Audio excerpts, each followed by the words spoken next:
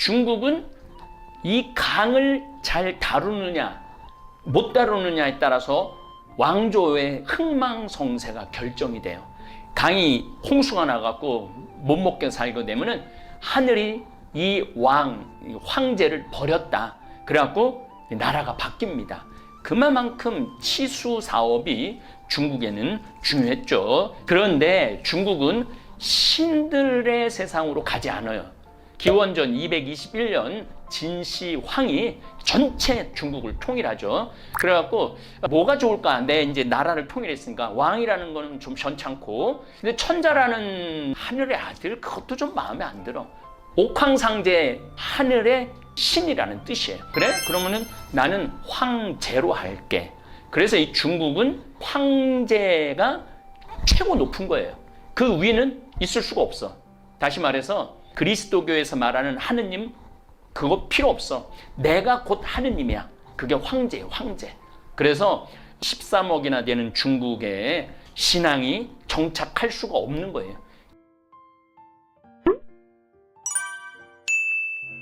드디어 이제 황하 문명, 이제 마지막 문명이죠. 사실은 잉카 마야 문명도 있는데 그러다 보면 우리가 성소에 집중을 못할 것 같아갖고 황하 문명까지만 언급하도록 하겠습니다.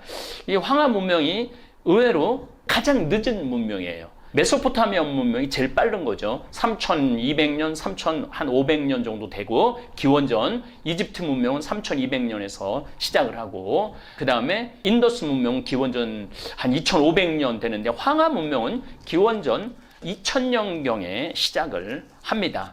황하강만 거기서 유물이 많이 나왔는데 요즘은 양쯔강, 장강에서 문물이 계속 많이 나와요. 그래서 요즘은 황하 문명이라고 안 그러고 황하 및 장강 문명이라고 표현을 합니다. 2000년대까지도 이쪽은 좀 늦었어요. 중국, 동북아시아는 양사오 문화와 룽산 문화를 거쳐서 하은주라고 그러죠. 하나라. 이 하나라는 사실은 역사의 기록이 거의 없습니다. 은나라, 상나라, 주나라의 청동기로 발전을 해 나가고 있죠. 우리가 왜 이 지금 중국 황하 문명을 중요하게 여겨야 되느냐면은 이 황하 문명이 우리나라에 절대적인 영향을 미칩니다. 그리고 또 이 황하 문명은 비단길, 실크로드가 놀랍게도 기원전 10세기 경에, 기원전 1000년 전에 벌써 그리스까지 서로 교류가 왔다 갔다 했어요. 그리고 실크로드가 어디까지 연결이 됐냐면 이집트까지 연결이 됩니다. 근데 놀라운 거는 실크로드 길에 이집트까지 연결이 되는데 어디를 거쳐야 되느냐면 레반트 지역, 가나안, 팔레스타인 지역을 지나서 가야 돼요. 비단길이라는 게 어마어마한 영향을 미칩니다. 저도 비단길을 조금 다녀봤는데 정말 신비로운 길인 것 같아요. 그래서 여러분들은 이제 메소포타미아 문명도 어느 정도 이해했고, 이 메소포타미아 문명이 유프라테스강, 티그리스강 있듯이 황하 문명도 장강, 양쯔강 요즘 뭐 흘러 넘치는데, 중국은 이 강을 잘 다루느냐 못 다루느냐에 따라서 왕조의 흥망성쇠가 결정이 돼요. 강이 홍수가 나갖고 못 먹게 살게 되면은 하늘이 이 황제를 버렸다. 그래갖고 나라가 바뀝니다. 그만큼 치수 사업이 중국에는 중요했죠. 2013년에 완성된 샨샤댐, 이번에도 60일 정도 중국이 비가 왔죠. 그래서 홍수가 5번 발령이 됐어요. 홍수 발생했다는 게. 그래서 이 샨샤댐이 위에는 충칭시가 있고 아래는 우한, 상하이가 있어요. 그래서 이 샨샤댐을 만약에 이게 닫아놓으면은 충칭이 잠기고, 이 물을 열으면은 우한, 후베이성, 상하이가 잠기는 거예요. 이게 계속 반복되는 거죠. 아마 이번에 이 홍수로 중국이 굉장한 타격을 입고 굉장히 좀 정세가 불안할 걸로 봅니다. 중국 5000년 역사 속에서 늘 반복되어 왔던 역사예요. 그런 면에 있어서 우리나라는 중국이나 다른 지역들이 지금 겪는 자연재해에 비하면은 굉장히 양호한 편이죠. 어쨌든 이제 우리는 메소포타미아 문명, 이집트 문명, 인더스 문명, 드디어 황하 문명까지 왔습니다. 중국 황하 문명. 중국 역사에 왕조가 바뀌는 치수, 그래서 정치가 물을 잘 다루는 게, 올바로 다루는 게 정치라고 했어요. 그래서 물을 얼마나 잘 다루느냐에 따라서, 그래서 요순 임금 때는 사실은 이게 홍수가 없었어요. 그래서 태평성대 시대가 옵니다. 그래서 공자님도 가장 존경하는 임금이 누구냐면 요순 임금이에요. 그 다음에 치수를 잘한 우임금. 요순 임금 때 요 임금이 백성들이 어떻게 사나 이렇게 나가보니까 아유, 백성들이 너무너무 행복하게 살더래요. 그래서 당신 이 나라 임금이 누군 줄 아느냐고, 요 임금이 순임금도 그랬다고 그래요. 물어보니까 아니, 내가 임금의 이름을 알아서 뭐 하느냐고, 임금의 이름을 알 필요가 뭐가 있느냐고, 내가 아침에 일어나고 열심히 일하고 저녁에 집에 들어와서 잠자고 가을에 추수해갖고 우리 가족이 행복하게 사는데, 그러면서 아, 내가 정말로 정치를 잘하고 있구나. 대통령이 누군지 계속 알면은 그 나라는 정치가 잘못된 나라라는 거예요. 대통령의 이름을 거론하지 않으면은 그 나라는 잘 가는 나라라고 그러는 정치 이야기가 있습니다. 어쨌든 이 샨샤댐은 높이가 181m예요. 그러니까 63빌딩 높이 정도 되는 거예요. 댐 높이가 어마어마하게 높죠. 길이는 2335m, 댐의 상부 넓이는 40m, 하부는 115m. 어마어마한 크기죠. 저수 용량은 390억 톤. 이게 스촨 지진 때 이 댐 때문에 지진이 일어나지 않았느냐라는 연구 결과가 나와요. 왜냐하면 누르는 힘이 너무너무 강했기 때문에 집안이 흔들렸다는 얘기죠. 최고 만수위는 160, 홍수위는 175. 이번에 171m까지 올라갔죠. 좀 아슬아슬했죠.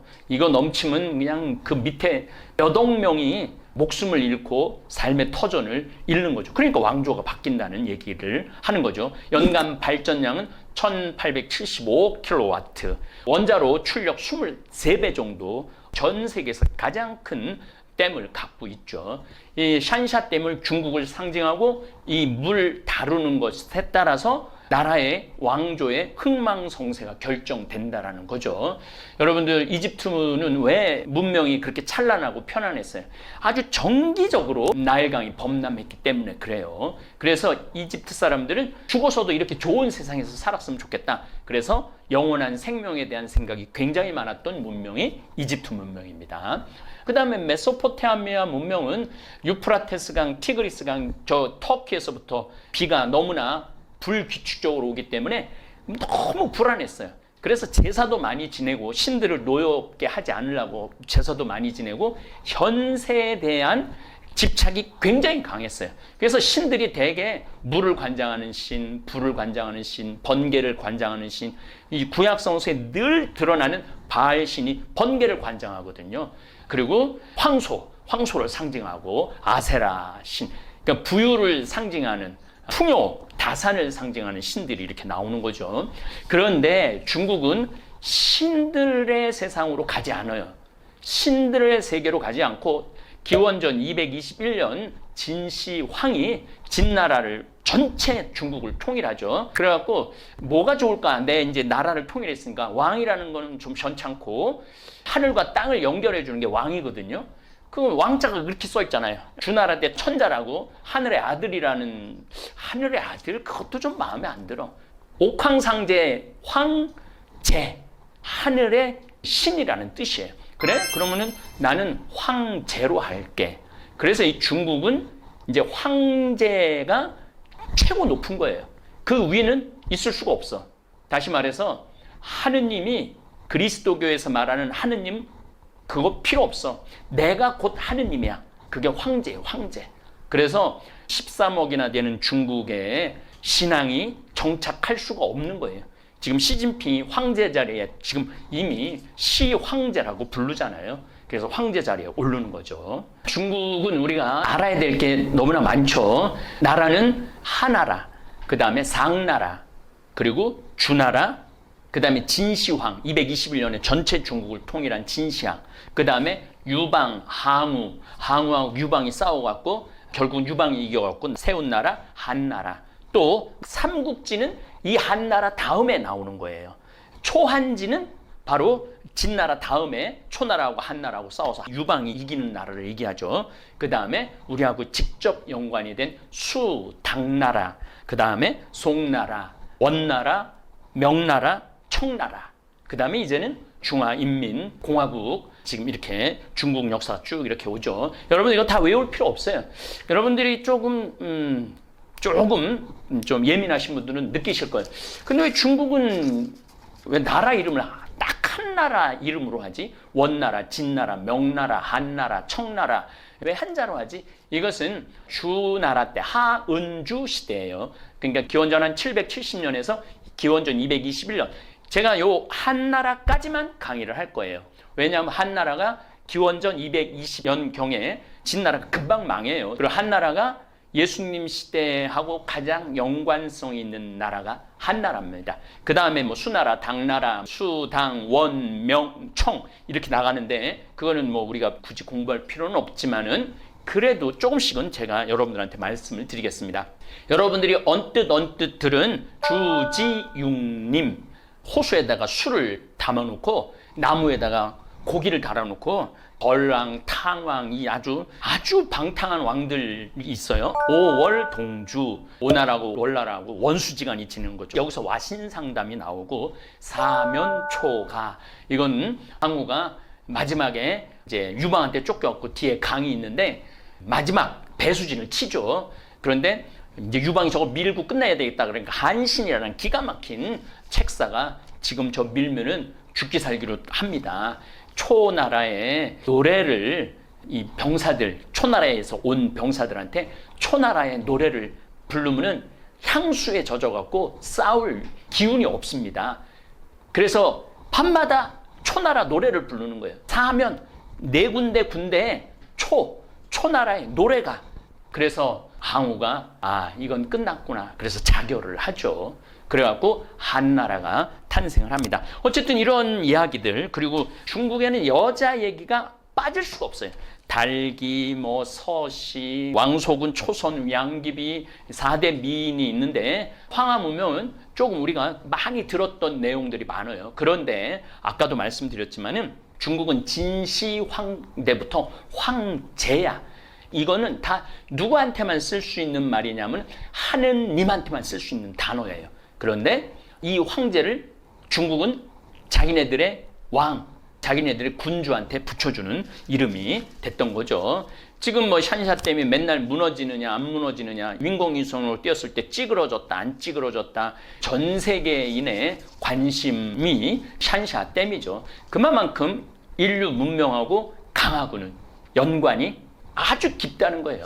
그래서 강을 이해하면은 문화를 이해하고, 문화를 이해하면서 우리들이 왜 신들이 생겨나고 그랬는지 그러한 연관성도 여러분들이 이제 아마 이해를 많이 하실 거라고 저는 생각을 합니다. 여러분들 황하강 발원지가 티벳 고원입니다. 그 다음에 양쯔강 발원지가 티벳 고원입니다. 그래서 달라이 라마가 그렇게 독립을 하려고 해도 절대 독립 안 주죠. 왜냐하면 발원지가 있기 때문에, 강에 발원지가 있기 때문에 거기 중국이 줄 리가 없어요. 황하강은 5,464km, 어마어마하게 길죠. 장강, 양쯔강, 요즘 맨날 넘치는 장강은 6,300km. 이 두 강을 얼마나 이게 정치죠. 이게 정치인데 치수를 잘하느냐에 따라서 왕국의 운명이 갈릴 정도로 그렇게 이 두 강이 중국에게는 중요한 겁니다. 그 옆에 산둥반도가 옆에 있는데 인천공항에서 비행기 타면 30분이면은 이 산둥반도에 도착을 해요. 비행기 타고 30분이면. 그만큼 중국하고 우리는 뗄래야 뗄 수 없는 관계죠. 그리고 일본, 우리 부산에서 대마도도 뭐 비행기로 한 20분이면 갈 거예요. 일본, 우리나라, 중국, 거기다가 세계 패권을 쥐고 있는 미군이 우리나라에 들어와 있잖아요. 이게 전부 다 서로 다 연관이 돼 있는 거예요. 우리나라가 참 정치하기 힘든 나라예요. 덴마크, 노르웨이 이런 나라들은 서로 붙어 있으면서도 서로 편안해요. 서로가 고만고만해서. 그런데 우리나라는 이 러시아 쪽, 세계에서 땅이 제일 넓은 나라하고 연해 있고, 중국, 세계에서 인구가 제일 많은 나라하고 붙어 있고, 일본, 세계에서 가장 강력한 경제력을 가지고 있는 나라하고 붙어 있고, 미국 좀 멀리 떨어져 있지만 전 세계 패권을 쥐고 있고 미국의 영향력 아래에 있는 우리나라. 이 우리나라가 정말 누구하고 손을 잡아야 되느냐. 중국은 강을 다스리는 게 정치지만은 우리나라는 외교를 어떻게 하느냐에 따라서 나라의 운명이 결정되는 그런 나라죠. 치수에 성공한 우왕에 대한 얘기를 하도록 하겠습니다. 황하 문명의 근거가 되는 황하 근방의 홍수는 수시로 일어나요. 강이 기니까 흙탕물이 흘러 들어오는데 이때 농사에 도움이 되는 영양분도 같이 실려요. 저도 황하강을 가봤죠. 정말 어마어마하죠. 정말 어마어마해요, 황하강이. 근데 그 넓은 강에 빨간 물이 흘러가. 그래서 누르황자를 쓰는 거예요. 그 산둥 반도부터 황하강 나오는 데가 완전 평지예요. 끝도 없는 평지야. 그래서 그 황하강만 잘 어떻게 해도 치수를 잘 해도 중국 13억이 먹고 살 수 있다고 그럴 정도죠. 그래서 관계, 치수 기술, 물을 어떻게 대고 논에다 다 물을 대줘야 될 거 아니에요. 치수, 물을 어떻게 계산하느냐. 그 다음에 건축 기술 및 대형 정치 권력의 출현이 이제 나왔죠. 그러니까 뭐 삼국지는 한 나라 뒤에 나오는 위촉 오 세 나라 삼국지 얘기인데 이것도 뭐 싸울 때 보면 막 적벽 대전 같은 데 보면 막 바다라고 표현을 하잖아요. 강도 아니고 바다도 아니고 그래서 하자를 쓰는 거죠. 그래서 하여튼 이 황하강이 중국의 모든 운명을 쥐고 있는 거예요. 중국 중앙정부의 직할시를 보면 베이징, 우리나라에서부터 베이징까지 몇 킬로면 되냐면 800킬로만 가면 돼요. 800킬로. 그럼 베이징으로 갈 수 있는 거예요. 그러니까 뭐 조선시대 때 중국에 국경에 왔다 갔다 했다 이런 게 겨우 800km밖에 안 되기 때문에 굉장히 교류가 많았던 거죠. 대원군이 나라 문을 쇄국한다고 그러죠. 나라를 닫아서 우리나라가 다른 나라하고 전혀 답답한 나라가 아니고 문화적인 교류도 굉장히 많았고 해초스님처럼 인도까지도 갔던 거죠. 이제 21세기를 맞이해서 우리 민족 안에 제가 전 세계를 돌아다니면서 느끼는 게 중국 사람은 없어도 한국 사람은 있는 데가 많아요. 그러니까 전 세계에 지금 한국 사람이 다 나가 있는 거죠. 그 다음에 밑에 텐진시, 여기도 제가 베이징도 갔다 오고 텐진도 갔다 왔어요. 강의 때문에 다 간 거죠. 그 다음에 충칭시, 이게 3천만이 살고 있다고 충칭시, 상하이도 한 3천만 살고 있다. 어마어마하게 살고 있는 거죠. 그래서 여러분들 베이징, 그 밑에 텐진, 그 다음에 충칭시는 제가 거기 가서 느낀 게 우리나라 임시정부가 있더라고요. 그 다음에 상하이, 직할시입니다. 그 다음에 이제 북한으로 보면 23개 성이 있어요. 헤이룽장성, 그 다음에 지린성, 랴오닝성. 이 랴오닝성은 굉장히 우리나라하고 연관이 많아요. 왜냐하면 옛날에 고조선 때, 고구려 때 우리 땅이었거든요. 랴오닝성, 지린성, 헤이룽장성까지 거의 고구려 땅이었던 거죠. 광개토 대왕이 다 넓혀놓은 땅이죠. 그래서 우리 유적지가 여기 참 많습니다. 그 다음에 이제 후베이, 후난성, 이번에 코로나19 나온 정중앙, 중국 정중앙에 있는 후베이성 있죠. 산시성 있죠. 스촨성, 그렇게 지진만 일어나고 고통이 많은 데죠. 양쯔강이 스촨성을 지나가서 충칭시 위에 샨샤댐이 있는 거예요. 그래서 스촨성이 그렇게 고통을 겪는 거죠. 그 다음에 이제 우리가 꼭 알아야 되는 거는 신장 웨이월 자치구 맨 위에 있죠. 여기에 석유가 어마어마하게 있다고 그래요. 그래서 중국이 절대 이 땅도 어마어마하게 크죠. 절대 포기 못하죠.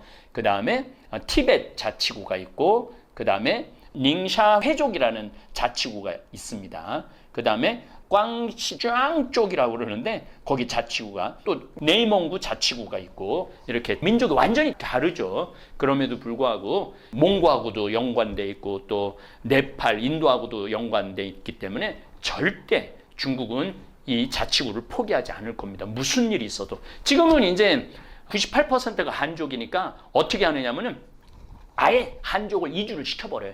그래서 이 자체를 신장이라든지 티벳이라든지 이런 거에 한족이 꽉 더 많게 돼갖고 완전히 이제 중국화된 거죠. 역사 이래 가장 많은 넓은 땅을 지금 중국이 갖고 있습니다. 56개 민족으로 구성되어 있어요. 조선족도 그 중에 하나죠. 그래서 조선족 돈도 있어요. 그거 보면은 민족 얼굴들로 다 돈을 중국 돈은 이렇게 돼 있거든요. 그래서 56개 어쨌든 아우러서 살으려고 노력을 많이 하죠. 중국 정부가. 중국은 인구가 13억에 이르고 인구 98%가 한족입니다. 한족. 그래서 티벳이든 신장이든 자꾸 한족을 자꾸 보내요. 돈을 줘갖고. 그래서 중국이 미국하고 영토가 넓이가 거의 똑같아.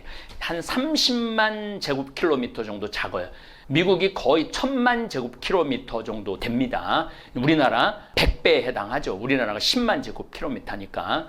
그런데 중국은 960만 제곱킬로미터예요. 그러니까 우리나라보다 96배 나라가 큰 거죠. 그래도 또 대만 꼭 통일하겠다고 욕심 부리고 홍콩도 자기네식으로 통치하겠다고 저렇게 욕심을 부리는 거죠. 참 인간사가 그런 거 보면 인간이 욕심이 끝이 없는 것 같아요. 제가 중국의 명산을 잠깐 넣었어요. 왜냐하면 향산 2000m, 태산이 높다, 하늘 아래 메이로다 그러잖아요. 1545m. 그렇게 높은 산은 아니에요. 굉장히 아름답죠. 높은 산은 다 티베트 쪽에 가 있죠. 화산 1997m, 숭산 1440m, 형산 1512m, 오대산 우리 해초수님이 여기곳에서 입적을 하셨죠. 그 다음에 아미산, 그 다음에 보타산, 부하산. 여러분들 무협지 보면 아미파, 무슨 화산파, 뭐 그런 파 있잖아요. 이게 바로 이 5대 산하고 각 산들하고 연관, 태산, 태화파 뭐 이런 것들이 이것들하고 연결되어 있는 겁니다. 중국 역대 왕족 순서와 이제 청나라까지는 제가 그냥 대충 훑어드렸죠. 양사오 문화. 이거는 신석기 문화였어요. 5000년. 그러니까 굉장히 중국이 늦었어요. 다른 문명에 비해서 굉장히 늦고 그래서 그런지 신들의 과정이 없어요. 신들의 과정이 거의 없어요. 그 다음에 룽산 문화, BC 3000년부터 BC 2000년. 그 다음에 이제 하왕조, BC 2070년서부터 1600년. 하왕조의 마지막 무왕 정도 돼야지 치수가 정리가 되는 거죠. 그 다음 이제 상나라, 탕왕, 거왕 이런 왕들이 있는 나라들이죠. 그리고 주왕조. 이때부터 제대로 된 왕국이 됩니다. 상나라까지는 약간 좀 전설적인 내용들이 좀 있어요. 주왕에서 이제 강태공 얘기도 나옵니다. 이때 BC 1046년서부터 BC 771년 이제 춘추 전국 시대가 이게 정말 우리가 많이 들었죠. 춘추 전국 시대 제자 백가 많이 들었죠. 그러니까 주왕이 형제들 뭐 자식들 한 뭐 30명 40명한테 땅이 너무 크니까 다 제후국가로 만들어 주는 거예요. 자기는 천자고 거기는 왕이야. 다 왕으로 했어. 그런데 주왕이 죽으면서 약해지면서 나라가 흔들리면서 그 제후국들이 전부 다 내가 왕이다. 내가 천자다. 그래서 들고 일어난 거예요. 그래서 그게 춘추 전국시대야. 춘추시대, 전국시대 이렇게 나눠져 있는데 이걸 합하는 겁니다. 221년에 누가 끝내느냐 하면 진시황이 끝냅니다. 진시황제라고 그랬죠. 진나라의 처음 시자, 시작할 시자를 쓰고 황제, 옥황상제 할 때 그 황자입니다. 하늘을 뜻하는. 그래서 이 진시황이 전 중국을 완전하게 통일을 하죠. 양사오 문화라고 1921년 허난성 멘쯔 현 양사오에서 4000년 전 유적이 발견이 됩니다. 자, 이제 저하고 공부하시는 여러분들은 예수님을 기원전 2000년으로 기준으로 본다면은 기원전 4000년, 기원전 2000년, 예수님, 그 다음에 기원 후 2000년. 그런데 기원전 4000년 정도 되면은 여기는 좀 늦게 시작한 신석기 문명이 나옵니다. 신석기 문명이 나오는데 이거 다 덮여 있다가 한 6000년이 지난 1921년에 이 유적들 발견을 하고 찾아내는 거죠. 그런데 그 역사 한가운데 계신 예수님이 어느 뭐 꿈에 나타났다고 하신 거 아니에요. 역사 안에 오셔서 역사 안에서 이스라엘에서 살과 피가 되셔서 이스라엘이라는 그 공간 안에서 유대라는 그 공간 안에서 활동하고 가신 거니까 우리가 성서를 공부할 때 의심할 여지가 하나도 없어요. 의심을 하는 건 내가 공부가 부족한 거예요. 공부를 많이 하면 할수록 예수님의 그 실체, 예수님의 인카르나시오라고 육체 안에 들어오셔서 활동하고 계신 것을 더욱더 아주 굳건하게 믿을 수 있다는 얘기입니다. 중국 정가운데 산시성이 있고 그 옆에 허난성이 있고 그 옆에 후베이성이 있는데 여기서 발견이 되는 거예요. 여기서 발견이 되고 중국도 깜짝 놀랐던 거죠. 그런 유적을 발견하면서. 그런데 이게 얼마나 넓게 퍼져 있느냐면 동서로 1000km, 남북으로 1000km예요. 이집트 문명은 기껏해야 200km, 180km 정도 안에서 문명이 많이 발달을 했고 메소포타미아가 좀 그래도 많이 저 위에서부터 쭉 문명이 내려왔기 때문에 좀 큰데 넓지는 않았어요. 그런데 황하 문명은 동서로 1000km, 남북으로 1000km에 걸쳐서 유적들이 발견되고 있죠. 탄소 동위 원소법 측정에 의해서 대략 BC 5000년에서 3000년 전후로 양사오 문화, 양사오라는 지역에서 발견해갖고 양사오 문화라고 얘기를 합니다. 농업이 비교적 발달해서 조와 기장을 재배를 했죠. 참 먹기 껄끄러운 건데 그래도 조와 기장을 재배했고 주로 돼지를 사육을 많이 했습니다. 수렵, 어로, 채집 이 모든 것을 함께 한 흔적이 나오고 있습니다. 여러분 옆에 아마 이렇게 사진 지금 보실 수 있을 겁니다. 촌락에는 사방에 도랑을 이렇게 둘러쳐서 아주 굉장히 엄밀했던 씨족 공동체가 반영하고 있습니다. 여러분들 우리나라도 지금 암사동에 가면은요 신석기 기원전 한 5000년 전 6000년 전 신석기 문명이 그대로 드러나고 있어요. 우리나라도. 그러니까 전 세계 이 지구라는 별에 물론 탄자니아에 처음 우리 인간의 모습을 한 그런 원형을 찾을 수 있지만 제가 똑같은 C라는 주제로 한번 강의를 한 적이 있어요. 메소포타미아나 이집트나 인더스나 겐지지거나 그 다음에 우리 황하나 양쯔 강이나 거의 똑같은 영적인 발전이 있는 거예요.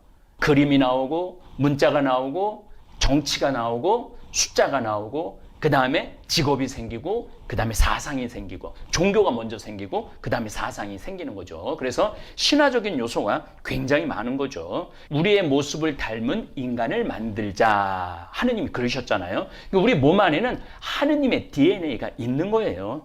그래서 조금만 더 좀 우리를 내면을 통찰을 한다면 우리는 쉽게 하느님에게 다가갈 수 있습니다. 양사오 문화 초기에는 집단 합장, 동성 합장이 성행했고 몇백 명이 함께 매장되어 있고 머리는 서쪽을 향하게 이렇게 돼 있었어요. 아마 서쪽이라는 것이 죽음을 향하는 그런 동쪽에서는 해가 뜨고 서쪽에서는 해가 지잖아요. 그러니까 해가 지는 쪽으로 머리를 뒀던 거죠. 떠난다 이런 그런 얘기입니다. 각 묘지의 규모와 수장품 차이가 별로 없었는데 여자의 수장품이 남자보다도 약간 많았어요. 따라서 모계 사회가 되었음을 설명을 해줍니다. 룽산 문화 1928년 우진딩이 처음으로 쩡쥐아 유적지를 발견합니다. 룽산이라는 지역에서 발견을 합니다. 연대는 기원전 3000년에서 2000년 중반으로 거슬러 올라갑니다. 빠른 회전력인 물레를 이용해서 만든 후 불에 구운 양질의 난각 토기 다수의 회도라고 하는 거는 도자기예요. 도자기. 사각의 마제 석기도 있고 그 다음에 이때는 간석기 시대라고 그래요. 자, 이것도 여러분들 기억날 거예요. 뗀석기, 중간석기, 간석기 그냥 이렇게 삐죽한 걸 떼어갖고 쓰기도 했는데 구석기 시대는 그랬죠. 근데 신석기 시대는 갈았어. 화살촉도 날카롭게 갈고 도끼도 날카롭게 갈고 심지어는 칼도 날카롭게 갈아갖고 쓴 그러한 간석기들이 발견이 됩니다. 이때는 정말 놀랍게도 흙을 눌러 만든 벽돌이 나오고요. 동물뼈를 가열해갖고 생기는 균열을 보고 미래를 점치는 골점이 행행했다는 점이 룽산 문화의 특징입니다. 산동반도는 우리나라하고 굉장히 가깝죠. 후난성 아래쪽이죠. 원난성 그 다음에 저쪽으로 가면 산둥까지 올라가는 그러한 룽산 문화가 있습니다. 우리는 인천에서 비행기 타고 산동반도까지 가려고 그러면 30분이면 간다고. 그러니까 우리나라는 상당히 중국하고의 어떤 그러한 문화적인 교류가 굉장히 강했던 나라라는 거 여러분들 생각하시면 좋을 것 같아요. 자, 요거는 이제 선사시대. 그야말로 우리 단군신화 얘기하듯이 중국도 삼황오제 시대가 있습니다. 삼황, 세황. 황이라는 것은 하늘의 주인이라는 뜻이에요. 오제도 제사를 담당하는 하늘의 사람이라는 뜻입니다.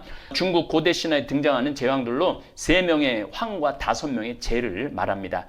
이들 8명의 제왕은 중국 문명의 시조로 이제 중국 사람들이 추앙을 하죠. 천왕, 지왕, 인왕. 내가 여기 지금 평창에 사는데 여기 제천에 가면은요, 천둥산, 지등산, 인등산이 있어요. 그러니까 우리 인간한테는 하늘과 땅과 그리고 인간, 이거 굉장히 중요한 개념인 것 같아요. 중국은요, 하늘을 인격적인 의미로 부여하지는 않지만 하늘이 마음을 거두면 왕도 그건 엎을 수 있다라는 그러한 아주 독특한 하늘 개념이 있습니다. 사망의 첫째인 복희는 태워 큰 하늘이라 불렀어요. 네가 하늘이 두렵지도 않느냐? 하늘이 무섭지도 않느냐? 이런 얘기는 우리가 인격적인, 그러니까 예수님이 말하는 완전한 인격체는 아니더라도 전능한 창조주, 이 우주 만물을 관장하는 그러한 뜻으로서 하늘을 쓰죠. 제가 나중에 공자 얘기할 때 좀 설명을 드릴 겁니다. 뱀 몸에 사람 머리를 했다고 그래요. 사람들에게 처음으로 사냥법, 불을 사용하는 법을 가르쳤죠. 황제와 요수는 중국의 이상적인 천자로 일컬어지죠. 여러분들 스핑크스 보면은 그렇게 나오죠. 스핑크스를 보면은요, 사람 머리에 사자, 몸. 메소포타미아도 되게 사람 몸에 말 같은 그러한 것도 있었는데 중국도 그러한 뱀 몸에 사람 머리를 하고 있다라는, 그러니까 그 인간들이 비슷비슷한 것 같아요. 두 번째 삼황인 신농시대가 옵니다. 염제, 불꽃 임금이라고 불리는 신농황은 사람 몸에 소의 머리를 가져요. 말씀드렸듯이 피라미드 사람 머리와 사자 몸을 스핑크스, 메소포타미아, 또 우리가 말하는 바알신도 그러한 모양을 갖추고 있죠. 신농은 태양신이에요. 그러니까 이집트가 태양신을 흠숭했잖아요. 농업신으로 농경을 처음으로 인간한테 가르쳤다는 거, 농업을. 또 태양이 높게 떠 있는 시간에는 사람들에게 상업을 가르쳤다고 합니다. 염제 신농의 자리를 이은 것은 바로 황제 헌원이다. 이때부터 이제 인간의 모습을 갖추죠. 헌원은 사람들에게 집 짓는 법과 옷 짜는 법을 가르치고 수레를 발명합니다. 글자 개념을 처음으로 도입해 천문과 역사를 시작했는데 이건 전부 다 여러분들 신화입니다. 신화. 사마천이라고 정말로 탁월한 역사가는 요 사망시대를 인정하지 않습니다. 그러나 오제는 좀 받아들이죠. 의료수를 시작하는 것도 헌원 황제입니다. 중국 사람들이 굉장히 의료를 중요하게 여겨요. 진시황이 분서경유 다 모든 사상책을 다 태워 없앴는데 하나만 안 없애요. 의술책만 안 없애요. 그만큼 중국 사람들이 건강에 대해서 굉장히 현세 집착적인 민족이 중국 사람들입니다. 어느 정도 이제 사람들의 삶이 안정되자 황제는 태산에 행차하여 천지사방의 신을 모두 불러 모으고, 황제는 큰 코끼리가 끄는 보물로 된 수레를 타고, 그리고 그의 위력에 전부 다 이제 숙이죠. 투탕카멘의 마차 생각이 납니다. 그러나 이 사망한테 대든 사람이 있어요. 황제를 따르지 않는 무리 치유를 따라 반란을 합니다. 치유는 눈이 4, 손이 6 있으며, 이건 또 인더스 문명하고 연관이 굉장히, 인더스 문명 만다라 막 이런 거 보면 막 손이 막 몇 개씩 있잖아요. 그래서 그런 거하고도 또 연결을 해보면 좋을 것 같아요. 구리로 된 머리와 새로 된 이마를 가지고 있었다. 이거는 또 우리 한반도에 이러한 신화가 있어요. 새와 돌을 즐겨 먹는 신으로 자신의 72형제와 함께 싸움에 능하죠.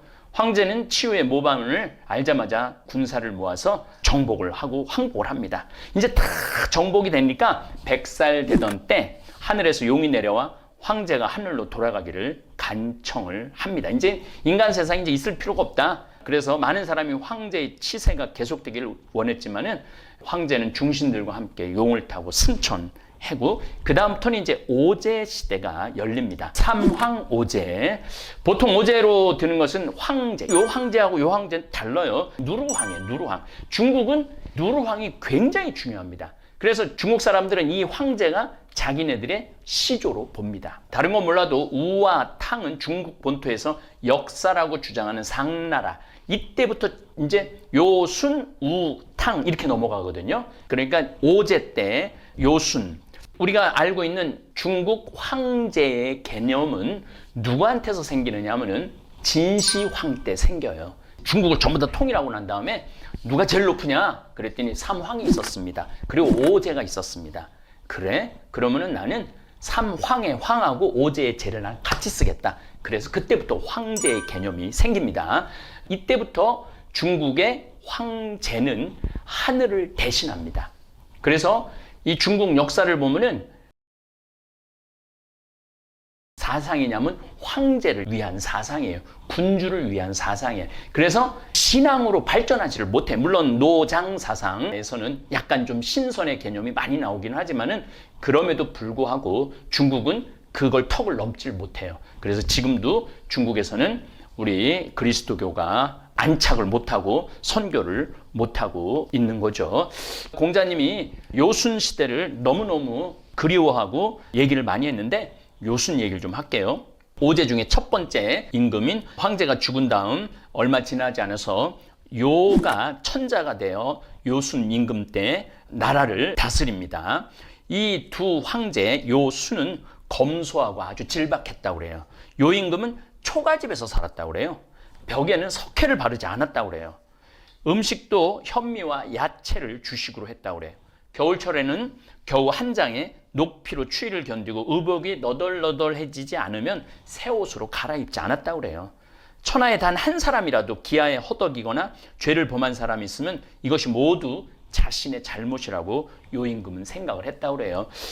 우리 예수님이 5,000명 먹이신 기적이나 또 우리 요즘 다볼 사이버 성당에서 먹을 쌀이 없는 분들한테 보내주는 거나 저는 이게 아마 하느님의 마음이고 부모의 마음이고 진정한 임금의 마음이 아닌가 그런 생각을 합니다. 사마천의 사기에서는 요 임금의 사람됨을 그의 어짐은 하늘과 같았고 그의 지혜는 신과 같았다. 백성들은 그를 해처럼 따랐고 구름처럼 바라보았다. 부귀하면서도 교만하지 않고 사람을 깔보지 않았다라고 기록되어 있습니다. 이렇듯 요 임금은 총명하고 인정이 깊었고 하늘의 뜻, 참 이 하늘의 뜻이 굉장히 중요합니다. 육아에서도 하늘의 뜻을 받들고 백성들을 어린 자식처럼 사랑하는 정치를 행했기 때문에 백성들은 모두 양가를 부르면서 태평성대를 누렸다고 그래요. 방방곡곡에 나가서 어디를 나가나 덕양가 흘러넘쳤다고 그래요. 뜨면 들에 나가 일하고 해지면 집에 돌아와 쉰다.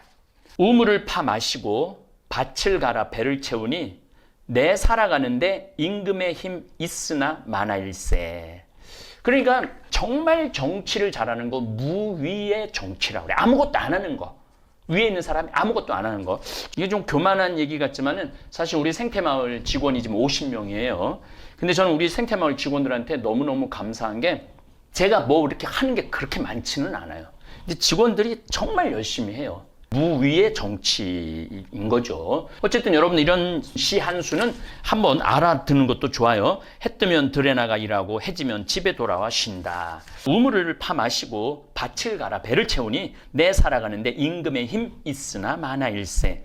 이 노랫소리를 듣는 요 임금은 비로소 내가 정말로 정치를 잘하고 있구나라고 고개를 끄덕거렸다고 그래요. 요 임금과 순 임금은 천자의 자리에 있으면서도 아주 민주적인 사고 방식으로 중대한 일이 있으면 주위의 지도자들에게 의견을 물어서 결정하는 일을 보였습니다. 당시에도 사람을 등용할 때는 지혜 있고 능력 있는 자를 추천하여 선발하는 민주적인 방식을 취했기 때문에 요 임금, 순 임금이 요 임금의 아들은 순 임금이 아니에요. 아들한테 물려주려고 보니까 아들이 너무 방탕해.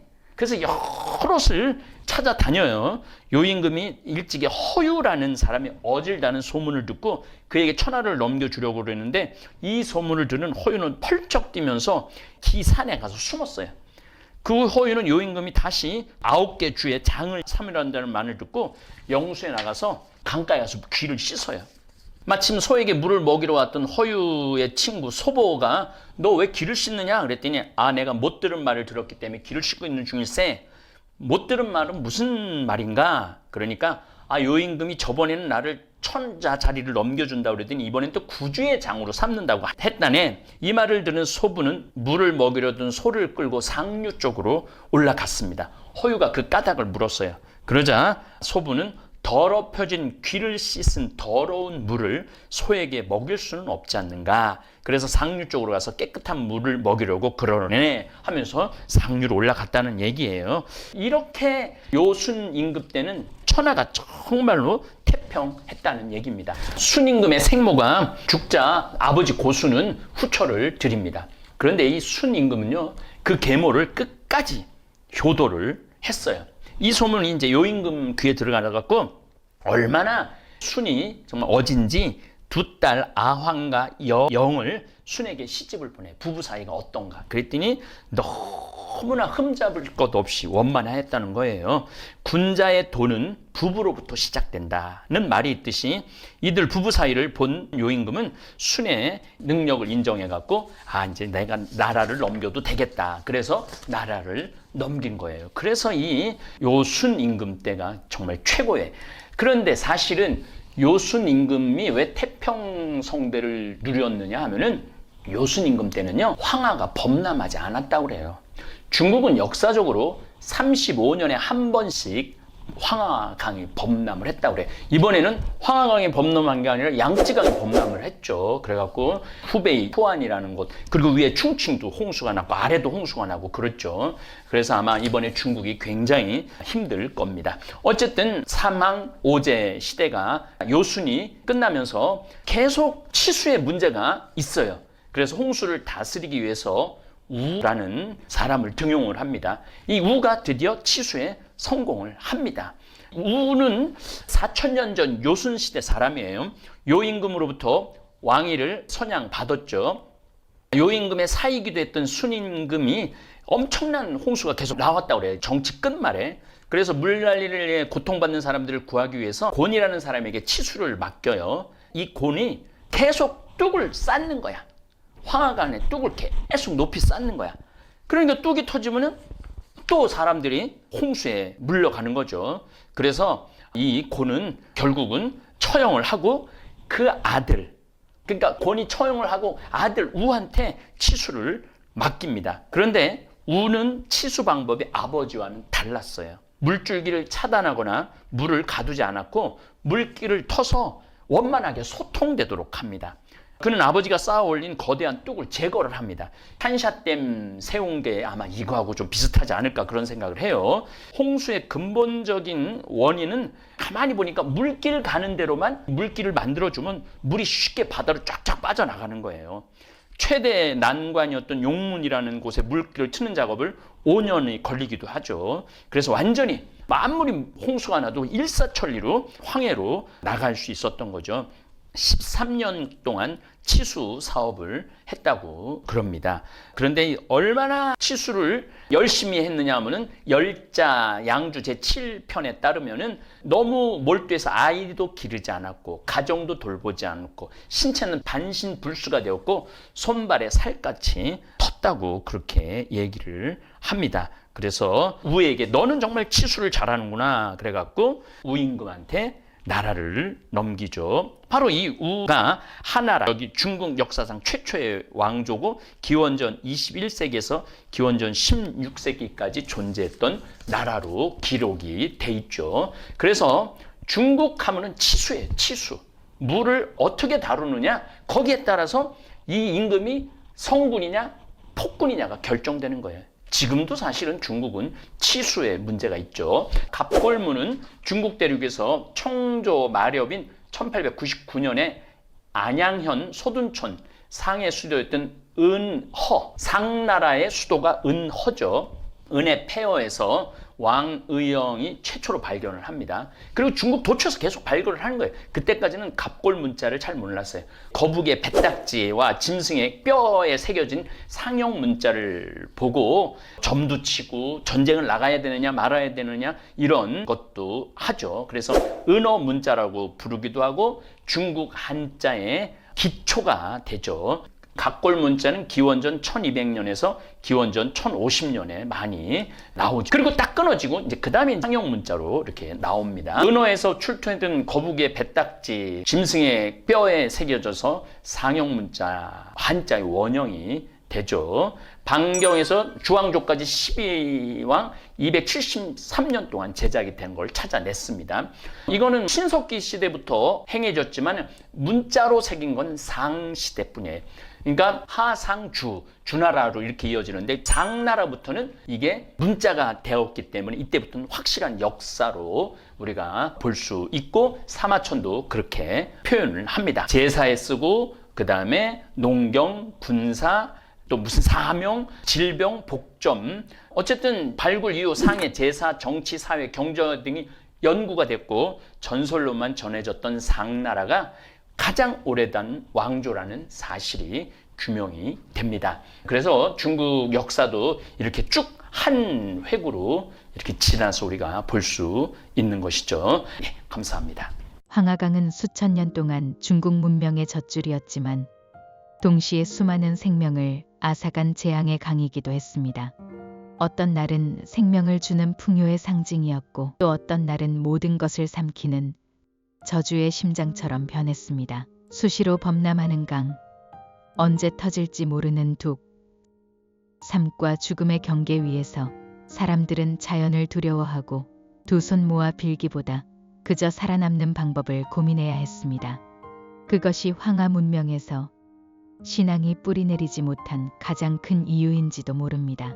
믿음은 기다림이고 의탁이며 보이지 않는 것을 바라보는 힘입니다. 그러나 매년 닥쳐오는 홍수는 사람들에게 기다릴 여유도 하늘을 바라볼 틈도 주지 않았습니다.